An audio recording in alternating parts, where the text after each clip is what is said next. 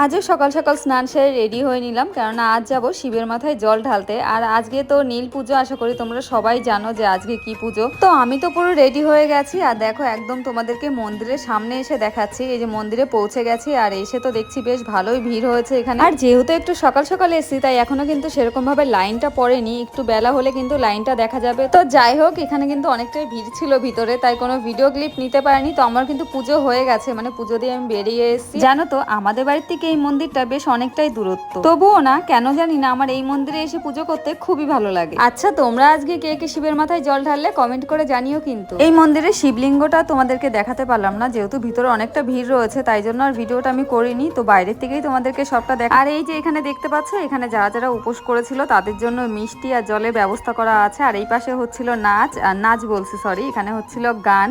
তো দেখতে পাচ্ছ এখানে সন্ন্যাসীরা গান করছে একপাশে। এবছর এখানে খাওয়া দাওয়ারও আয়োজন করেছে, তার জন্য কিন্তু আমরা এখানে এসে বসে পড়েছি। আর বসে পড়েছি বলতে যারা যারা পুজো করছে তাদেরকে এখানে খাওয়ানো হচ্ছে। যেহেতু নীল পুজো করে ভাত খেতে নেই, তার জন্যই হয়তো এখানে খাওয়া দাওয়ার আয়োজন করেছে। আর দেখছি লুচি আর তরকারি করেছে, লুচি আর ছোলার ডাল হয়তো।